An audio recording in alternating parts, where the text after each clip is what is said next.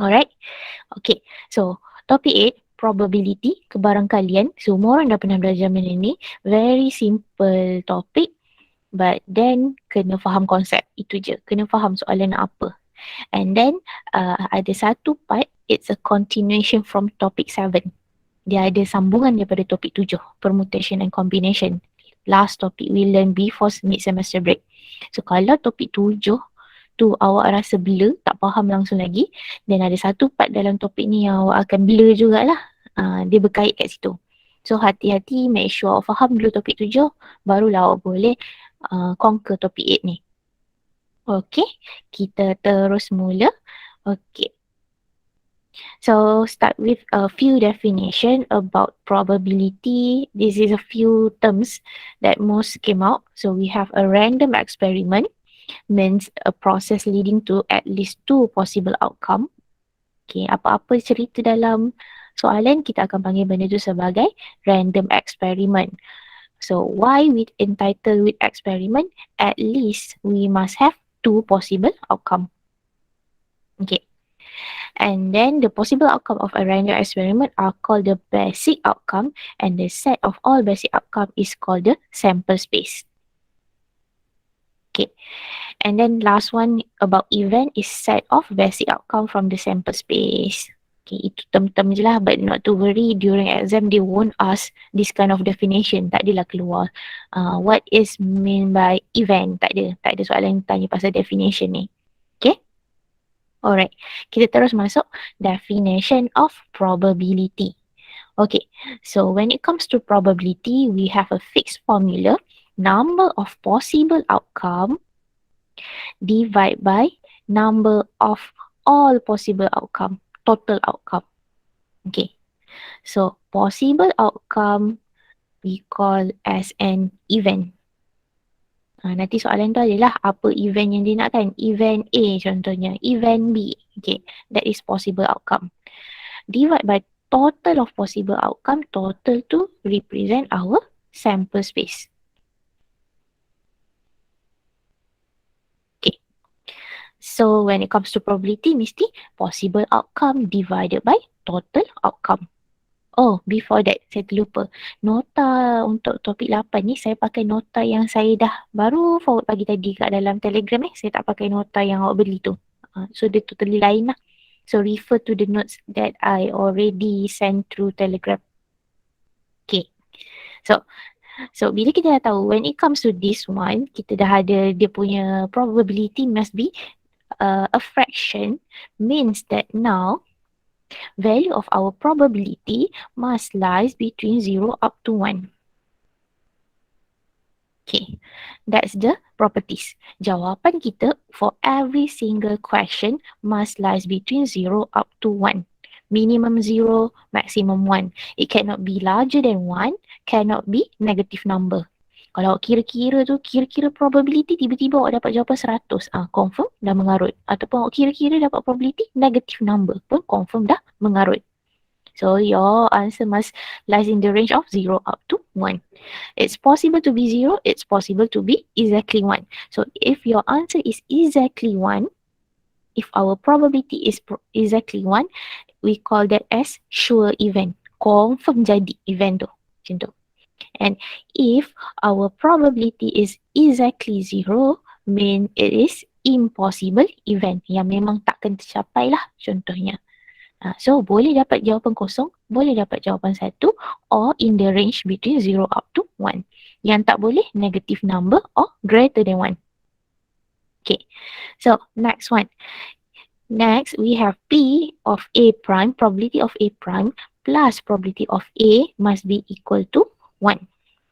Alright, so where we have few notation for A prime too. Sometimes in the question they use notation A prime. Okay, yang saya highlight tu A prime. Or sometimes they will use A bar, ada bar kat atas event tu. Or they use A subscript C, ada kuasa C kecil kat situ. Means the probability A does not happen. Or we call this as complement event.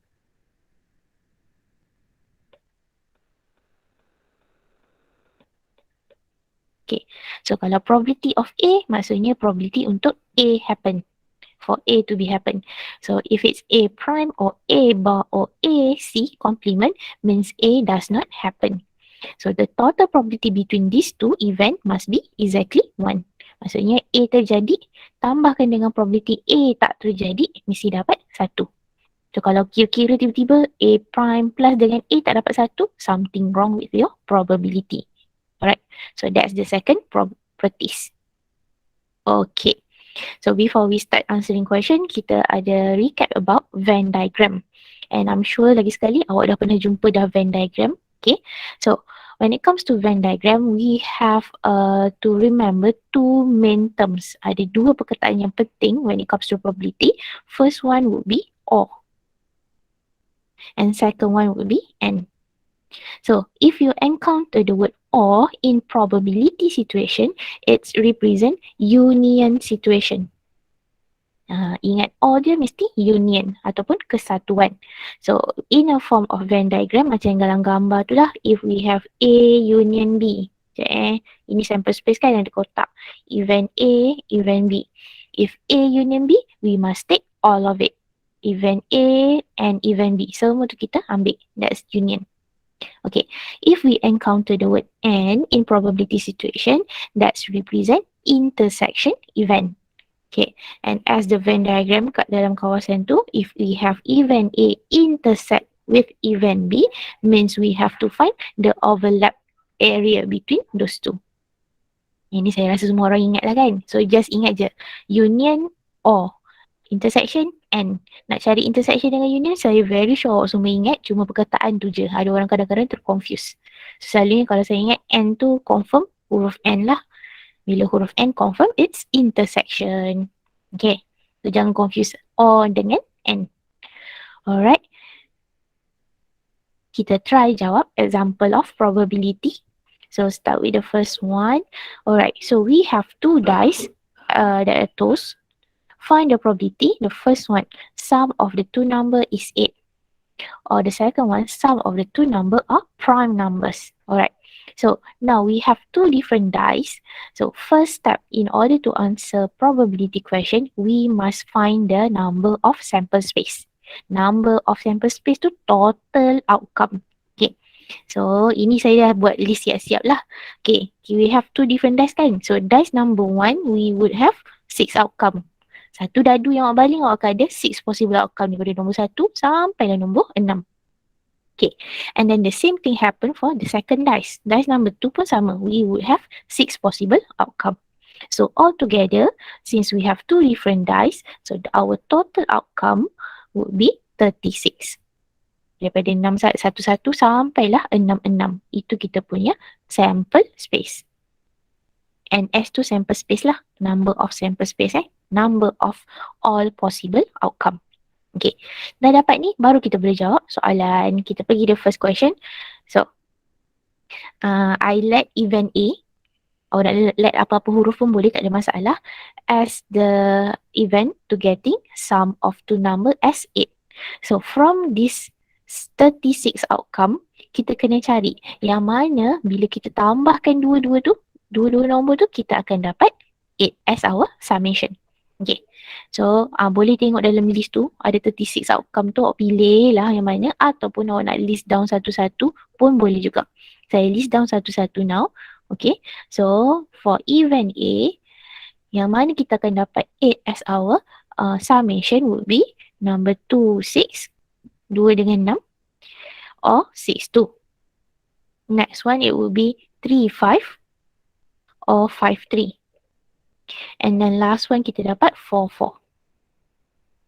Itu je possible outcome untuk dapat summation 8 when we toss two different dice. Okay, so means here number of event A here would be 5. So in order to find the probability of this event, remember number of possible outcome, in this case 5, must be divided by total outcome. Sample space kita tadi. Sample space is 36. So final answer 5/36. Nah, dia sesimpel itu saja kan. Semua orang ingat ni. Okay, we try another example.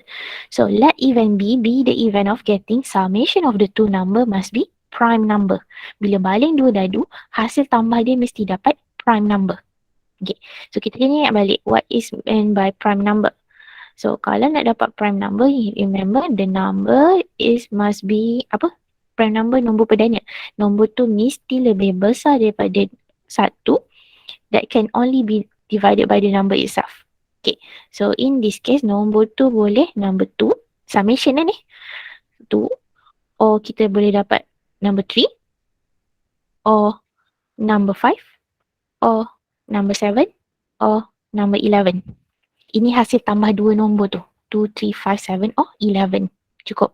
Kita tak boleh pergi 13 sebab maximum summation kita 6. So maximum summation would be 12. So the largest prime number in this case would be 11 lah. Kita tak boleh pergi lebih daripada tu dah. Alright. So now we have to list down all summation, all possible outcome yang bila hasil tambah dua nombor tu mesti dapat this prime number. Okay. So kita mula dengan number 2 dulu. So nak dapat number 2, tak ada cara lain lah kan. Dia mesti 1 plus 1. Itu je. Tak ada cara lain nak dapat number 2. Alright, settle with number 2. Next one, nak dapat number 3. So in order to get 3, we have two possible outcome. 1, 2 ataupun 2, 1.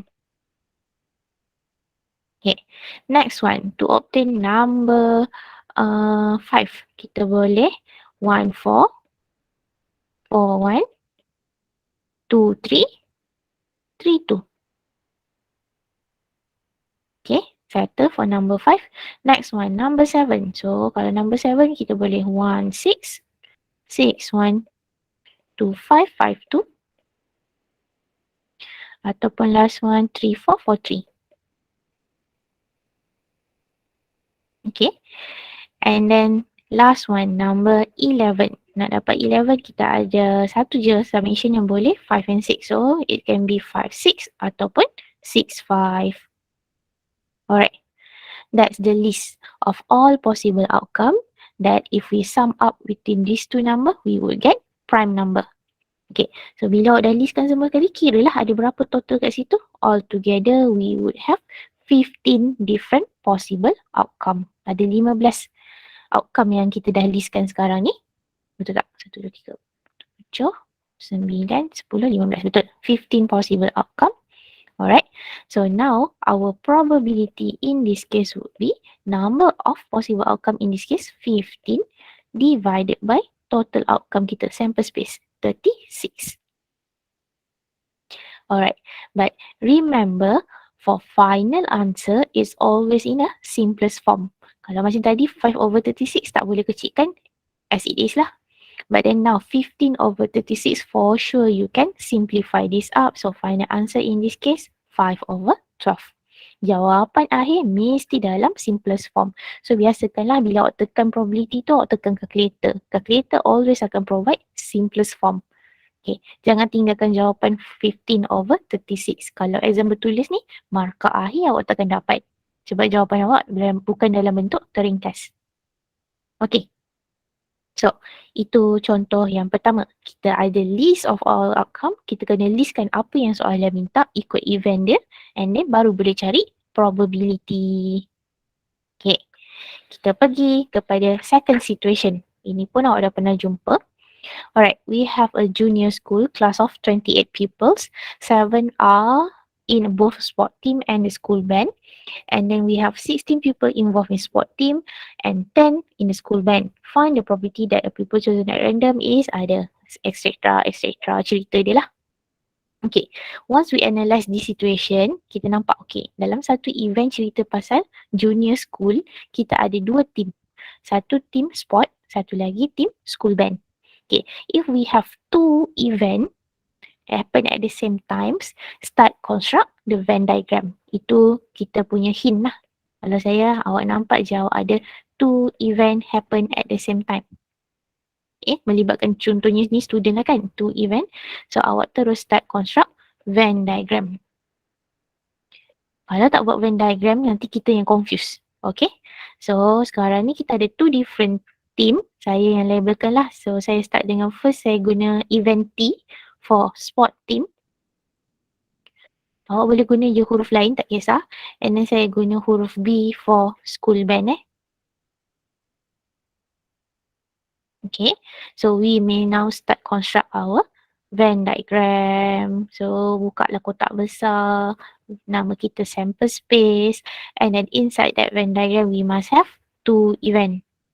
Tadi saya guna sport team and then school band. Okay, so to fulfill this Venn diagram, remember always start with the intersection part, kawasan yang overlap. Kita mesti start dengan label situ dulu, or else akan jadi salah. Okay, so kita patah balik tadi, cerita kita start with the first sentence, first info, 7 are in both. Means intersection between these two must be 7. So tengah-tengah ni 7. Okay, next one. Okay, we have 16 pupils involved in sport team. So maksudnya bahagian T ni penuh-penuh would be 16, tapi kita tak boleh letak 16 kat bahagian T macam tu. Jadi saya tulis sekarang. So kalau terus letak macam ni, maksudnya total for sports team would be 23. Tapi kita nak 16 je. Means we have to minus with the intersection part. So 16 minus with 7, you're gonna get 9. That's for sport team only. Okay. Next info. We have 10 for school band. Sama juga macam tadi lah, tak boleh terus letak 10. Nanti total jadi salah. You have to minus with the intersection part. Means for school band now, kita akan tinggal 3. Okay. Alright, settle that part. Last one. Always make sure your sample space mesti sama dalam soalan. Jangan tinggal macam ni because our sample space now would involve 28 pupils. Sekarang kita baru letak ada 19. Ada 19 kat situ. Means remaining 9 not involved in both. Dia bukan kat dalam school team. Dia bukan kat dalam sport team. Dia bukan kat dalam school band. So, kita kena label 9 outside of those two event. Okay. Barulah lengkap awak punya Venn diagram. Okay. To check back, make sure summation of all number yang dah label mesti dapat 28 back lah. Kalau summation tak dapat 28, something wrong with your Venn diagram. Okay. Alright, that's the refreshment lah how to construct Venn diagram. Now, baru kita boleh jawab satu-satu soalan. Kita start dengan A first. Alright, so for event A, we have to find, we have to find probability only in school band. Kawasan school band only je yang kita nak. Okay, so kalau school band only, saya tulis band only lah. Means from the Venn diagram itself, make sure awak tahu kawasan mana yang awak nak. Okay, so kita ada tadi sport team and band, dia nak kawasan tepi sini je. Because band only, jangan ambil penuh-penuh B.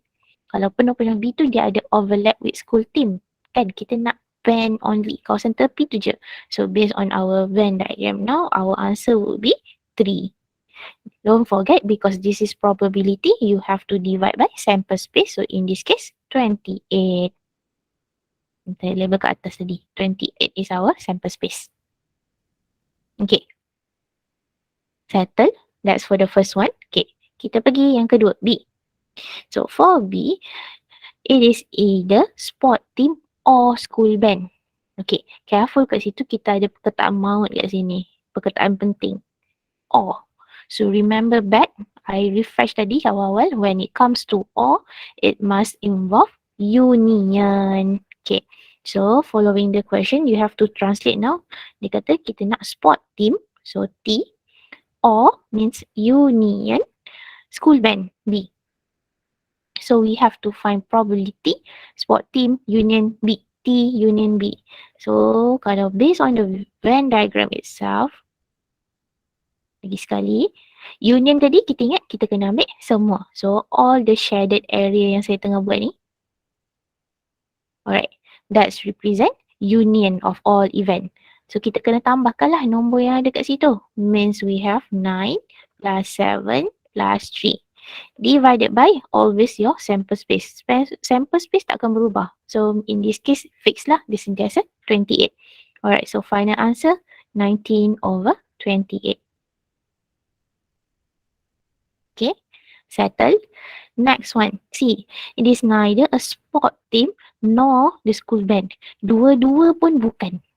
Okay, tadi dua-dua ya kan? So, kalau dua-dua pun bukan, maksudnya kat sini, alright, dia bukan sport team, dia bukan school band. Means the complement event. Okay, so kalau dia complement event, kawasan mana yang kita nak kena ambil on Venn diagram, remember? Kalau complement, kita kena tutup kawasan tu kan? Dia selain daripada tu. So kalau saya cakap dia selain daripada union, tutup kawasan union means kita nak kawasan yang luar daripada event. Yang saya tengah shaded ni lah. Outside of our event. So straight away from the Venn diagram just now, yang kat luar tu, it's 9. So 9 out of 28. Okay. Alamak, kejap. Alright. So, this is the second situation yang melibatkan yang ni. Tadi soalan pertama kita jawab, kita listkan all event. Yang jawab. Sekarang ni pattern yang kedua. Bila berlaku two event, construct the Venn diagram. So, bila Venn diagram dah lengkap, awak ikut arahan soalan, dia nak region yang mana satu. So, that region awak akan dapat dia punya number, dapatlah probability. Okay. Settle second part. Venn diagram. Okay, kita masuk next one. So, 3 unbiased coin are tossed simultaneously. Find the probability of getting exactly 2 head, at least 2 head, at most 1 head. Okay, so bila jumpa event yang macam ni, I would call this a repetitive event. Event yang sama berlaku banyak kali. Event yang berulang. Kenapa cerita kita pasal toss a coin? But then we have 3 different coin. Maksudnya mula-mula dia toss coin 1. After that, coin 2. And then coin 3. But then all the event are the same kan? They still toss a coin. So if it's involving repetitive event,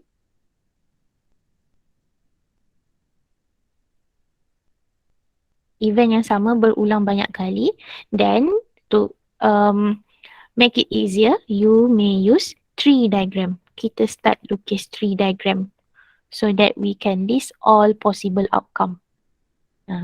Ini nampak macam ni lah. Event yang berulang banyak kali, kita buat tree diagram. Okay, so macam mana nak buat tree diagram? Semua orang ingat lagi. Macam tu lah. Saya tak ni tunjuk. Okay, kita start dengan first toss. First toss means coin number 1. So, for coin, we only have 2 possible outcome. Either we get head or tail. Ada 2 je kan? Sama ada awak dapat kepala ataupun awak dapat ekor. That's why we only have 2 possible outcome untuk coin number 1, head or tail. Okay, and then how about the probability? Sebab dia unbiased, maksudnya permukaan dia sama rata, we use a normal coin, probability for each would be 0.5, half lah, 1/2. Sebab dia guna unbiased. Kalau bias, then probability dia might be different. Okay. And then the same thing happen for the second coin. Coin yang kedua, second toss. Lagi sekali akan berlaku head tail, head tail. Okay, so dia still akan jadi half lah for each event. Okay. And then lagi sekali dia ulang untuk the third coin. So once again, it's still head or tail. And then probability for each would be half. Okay, bila dah lengkap tu, you may list down all possible outcome. So in this case, altogether we would have 8 different possible outcome. Ada 8 possible outcome kat situ. Start with the first one, head, head, head. Lepas tu turunlah sampai tail, tail, tail. TTT. Okay. How about the probability for each event? So because this is involving tree diagram, ingat dia pergi ke cabang yang lain, kita kena darab. Okay, so dia akan jadi untuk first contohnya head, head, head ni akan jadi half times half times half. 1/2 darab 1/2 darab 1/2. Dapatlah 1/8. And since all the probability are the same, so setiap event ni walaupun case dia berbeza-beza, probability dia tetap sama. 1/8 for all cases. Okay. So kalau kita totalkan balik, kita akan dapat 1 as our sample space. That's inilah total of probability mesti 1. Okay. So dah listkan semua, baru kita boleh jawab soalan. Senang kita nak jawab soalan lah. Okay. So from the first case, we have to find exactly 2 head. Okay, mesti ada 2 head in our list. So, daripada outcome yang ada ni, kita carilah yang mana ada 2H. Exactly 2 je H kita. So, it can be HHT, HTH, THH. Ada lagi tak? Tak ada lah kan? 3 tu je kan? So, it's either H, H, tail, head, tail, head, or tail, head, head. So, means our probability of exactly 2 head would be 3/8. Dia jadi simple sebab kita dah ada list semua. Kalau kita nak fikir satu-satu, mungkin awak tertinggal case. So, sebab kita dah buat 3 diagram just now, semua case tu awak dah ada. Senang awak nak pilih. Okay, kita pergi next question di at least 2 head. Okay, at least.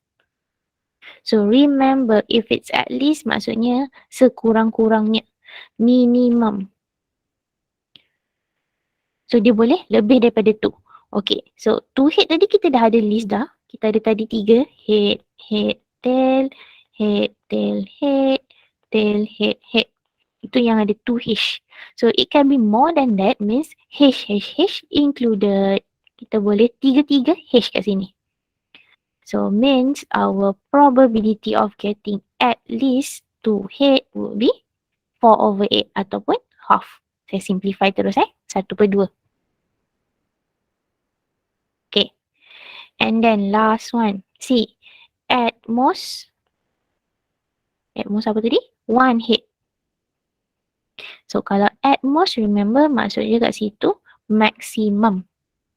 Maximum boleh ada 1 H je.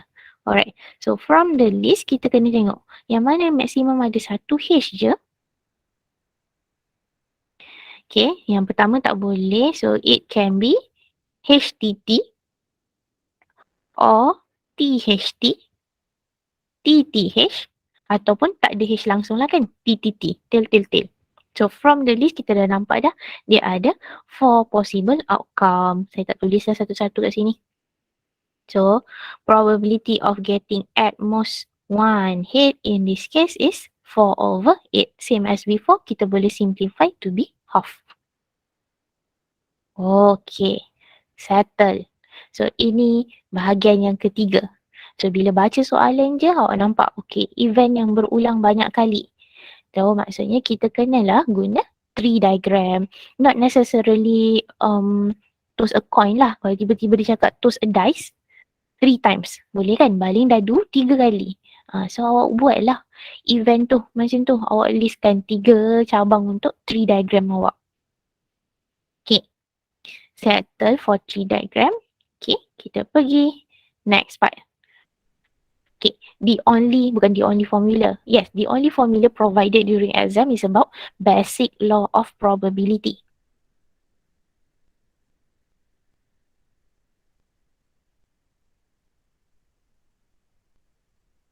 Alright, so basic law of probability stated that probability of A union B is actually probability of A plus probability of B minus with the intersection. Kenapa? Sebab event A kita dah tambah intersection, tambah lagi dengan intersection untuk event B, so dia dah overlap kat kawasan tu. So in order to find the union between those two, kita kena tolakkanlah dengan intersection yang kita dah tertambah 2 kali tadi. So, probability of A union B is PA plus PB minus A intersect B. Okay. Yang ni memang formula paling famous lah awak akan selalu guna. Okay. Kita cuba jawab soalan yang melibatkan pengenaan pakai ni nanti. Okay. So, next one. Kita masuk De Morgan rule. The only rule yang ada kat dalam topik probability. So, we will use De Morgan rule in order to simplify complement event. Sebab kadang-kadang kalau banyak sangat simbol complement, student akan jadi confused. Dia tak tahu nak ambil kawasan yang mana satu. Okay. So, from De Morgan rule, state that if we have, let's say untuk yang first one, probability of A union B complement. Complement tu ada kat luar. Saya nak bawa complement tu masuk kat dalam, boleh. So, dia akan jadi probability of A complement, A prime intersect with B prime. Bila komplement tu kat bahagian luar, awak nak bawa masuk kat dalam event setiap satu, what happen here, dia punya sign of intersection and union would be the other way around. Kita terbalikkan dia. Okay. So, kalau dia union, dia akan jadi intersection. Kalau dia intersection, dia akan jadi union. Di Morgan rule, cerita pasal tu je lah. Sebenarnya. Kan? Untuk yang pertama tu, okay, union, prime kat luar. So, saya nak bawa prime masuk dalam bracket, dia akan jadi A prime intersect B prime. So, yang kalau kedua tu, dia terbalik pula. We have A intersect B prime. Prime kat luar, saya nak bawa masuk dalam juga lagi sekali. So, dia akan terbalikkan je. Jadi, A prime union B prime. So, the Venn diagram tu dah tunjuk je lah kawasan mana sebenarnya for A union B prime dengan A intersect B prime. Jangan tersalah region. Okay. So, this is about De Morgan rule. De Morgan rule ni dia tak bagi masa exam. Kena ingat sendirilah. But then very simple kan. Nak adjust prime, kita kena terbalikkan simbol. Tapi kalau salah satu je kita nak buat prime, yang tu tak boleh. Tak boleh gerak lah. Tak boleh buat apa-apa. Maksud saya, kalau kita nak probability of A intersect B prime. A tak ada prime, B ada prime. Janganlah tiba-tiba awak nak pergi tukar jadi probability of A union B prime. Nak bawa prime tu keluar, nak terbalikkan je. Yang ni tak boleh. Tak sama. Dia mesti dua-dua prime baru boleh bawa keluar. Ataupun daripada luar nak bawa masuk, dua-dua event mesti ada prime tu. Okay. Alright, kita try jawab example involving basic law of probability dengan De Morgan rule. Most of the time situation dia dibagi yang macam ni je lah. Dia tak cerita-cerita. Kita tak perlu nak pakai sangat tree diagram ke, tak perlu list kan. Dia terus bagi je probability for each event. Okay, example 4. Probability of A is 1 over 3. Probability of B is 5 over 9. Then A intersect B will be 1 over 6. Find the first one, probability A union B. Soalan dia straightforward je, terus hidup. Carilah sendiri. So, from the first one, union, kalau kita dah ada all three items, we may use the formula basic law of probability yang kita baru tulis tadi. Saya kata satu je yang dibagi exam kan. So, probability of A union B is basically probability of A plus with probability of B minus with intersection between those two. So all these items, all this info provided in the question, straight away substitute one by one. So we have 1 over 3 plus with 5 over 9 minuskan dengan intersection 1 over 6. Lepas tu tekanlah calculator nak dapatkan jawapan. Okay, here we should get 13 over 18. Settled. That's for the first one. Okay, kita pergi next one, B. B, we want to find A intersect B prime. Probability of A intersect B prime. Okay. So, for this one, kita tak boleh guna De Morgan rule. Macam saya pesan tadi sebab only one event je yang ada prime. A tak ada prime. So, kalau rasa confused, tak nampak, gelabah kan. Selalunya awak ni nampak sikit je ada ni awak dah gelabah. Okay, try to sketch using Venn diagram. Awak lukislah pakai Venn diagram so that awak nampaklah region mana yang awak nak sebenarnya. Baru awak boleh fikir, okay, siapa nak tolak siapa sekarang ni. Alright, so we have A and B. So now, kita nak A. So A penuh-penuh ambil tu. Intersect with B prime. Maksudnya dia mesti overlap dengan B prime. B prime maksudnya apa? Kita kena tutup kawasan B tu. Saya nak tutup sekarang, saya tutup pakai jari saya, awak tak nampak pun kan. Awak yang lukis, awak kena tutup sendiri kawasan awak. So, kawasan A intersect bersilangkan dengan selain daripada B. Okay, sekejap kita cuba lukis. Okay, so kawasan A, semua ni penuh.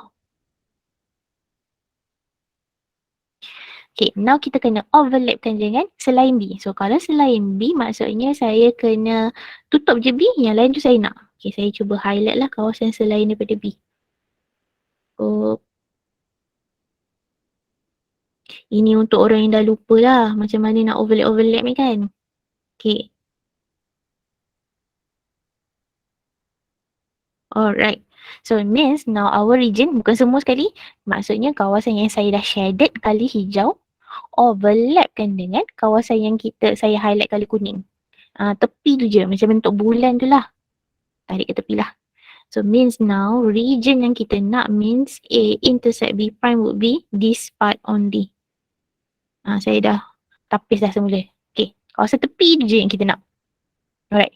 So bila dah dapat tu, fikir logik lah macam mana nak pusing-pusing using all the info that you have now. Awak dah ada PA, awak ada PB, awak ada intersect, awak ada union. Pusing macam mana, fikirlah sendiri nak guna apa untuk dapat A intersect B prime. Dia ada banyak cara, but then saya guna yang paling senang. I would say probability of A union B. Saya ambil benda penuh kan, A union B. Lepas tu buang B minus with probability of B. Buang kawasan B tu. Dapatlah kawasan yang kita nak, tepi tu je. Okay. So A union B, you obtain from part A 13/18. Probability of B given in the question, soalan bagi tadi 5/9. So final answer 1/6. Okay. Settle. Okay, next one. Part C. So we have to find probability of A prime union B prime. Okay, ni yang cerita dia banyak-banyak prime tadi. Okay, so kalau nak simplify, kan banyak prime nanti kita confuse. Kita boleh je bring prime outside of our event. So this would be probability of A intersect with B, prime duduk kat luar. Okay, so how do you find this complement event? Prime tu maksudnya complement. Kita kena ingat tadi syarat awal-awal. Complement plus dengan original must be equal to 1. Hasil tambah complement dengan original event mesti dapat 1. So if I want to find probability of A intersect B prime, selain daripada kita punya intersection, means this is actually 1 minus with probability of A intersect B. Hasil tambah dapat 1. Kalau nak dapat selain daripada tu, 1 tolaklah dengan original kan. Okay, so 1 minus with intersection also provided in the question, 1/6. So our answer in this case would be 5/6. Okay. And then last one, D. We have to find probability of A prime intersect with B prime. So using the same concept, you can bring the prime outside of our event. So this would be probability of A union B prime. Prime tu keluar, terbalikkan dia terus simbol. So lagi sekali sama, in order to find the complement event, 1 minus with the actual event. So 1 minus A union B. A union B tadi kita dah dapat 13/18. So final answer 5/18. Okay, ini contoh soalan yang pusing-pusing. Kita kena pakai basic law of probability formula, and then you have to simplify by using De Morgan rule. And then remember the properties for complement event. Dia bercampur-campur lah kat situ. Dalam satu soalan tak semestinya pakai satu je jenis formula. Boleh bergabung-gabung.